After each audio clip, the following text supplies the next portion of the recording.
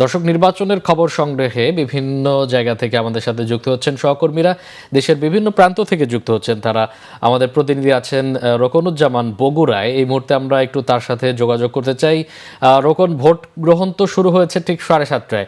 আপনার ওখানে আসলে ভোটার উপস্থিতি কেমন দেখছেন, আর ভোটাররা কি বলছে? তারা কি নির্বিঘ্নে নির্ঝঞ্ঝাট পরিবেশে ভোট দিতে পারছেন?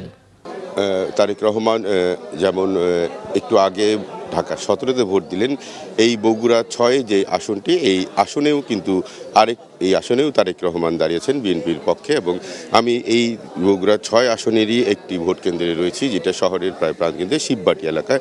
এই শিববাটি এলাকায় একটি ভোট কেন্দ্র আপনাকে দেখাতে চাই। এখানে যেমনি বিএনপি থেকে তারেক রহমান ভোট করছেন, জামাতের এখানে তার সঙ্গে প্রতিদ্বন্দ্বিতায় রয়েছেন আদিবুর রহমান।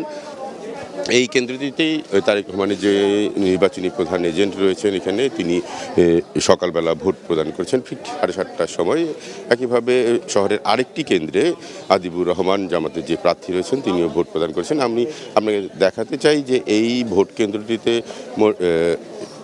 4,000-এর মতো ভোটার রয়েছে। এখন পর্যন্ত আপনি দেখতে পাচ্ছেন যে কী পরিমাণ ভোটাররা আসছেন ভোট দিতে।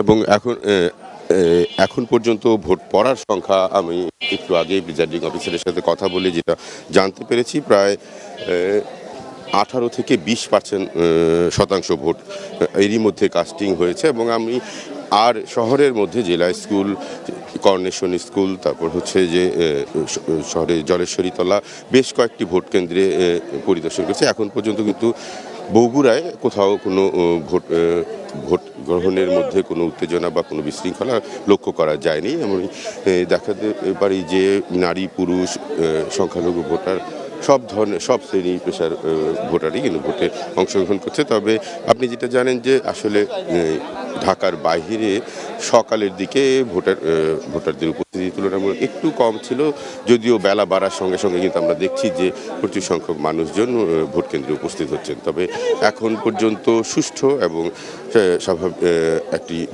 সুশৃঙ্খল পরিবেশেই ভোট গ্রহণ হচ্ছে। এবং এই ভোট গ্রহণ পরিস্থিতি আমি দেখাতে যাচ্ছি যে ভোটাররা আসছেন, তাদের ভোটের স্লিপ নিচ্ছেন এবং একইভাবে সুশৃঙ্খলভাবে আমরা যে ভোট কেন্দ্রটির বাহিরে অবস্থান করছি দেখাতে চাই যে একইভাবে সুশৃঙ্খলভাবে তারা ভোট কেন্দ্রের দিকে চলে যাচ্ছেন। এবং এখন পর্যন্ত কিন্তু বগুড়ার যে 6টি আসন রয়েছে, সেই 6টি আসনের কোনোটাতেই আমরা কোনো ধরনের, যদিও কালকে সন্ধ্যা থেকেই প্রতিদ্বন্দ্বী প্রার্থীদের পাল্টা অভিযোগের বেশ কয়েকটি প্রেস কনফারেন্স হয়েছে, তবে আমরা কিন্তু দেখি নাই যে এখন পর্যন্ত কোনো ভোট কেন্দ্রের মধ্যে কোনো ধরনের কোনো অস্থিতিশীল পরিস্থিতি। এই ছিল মোটামুটি শান্ত পরিস্থিতির মধ্যে বগুড়ার ভোট গ্রহণ। মামুন।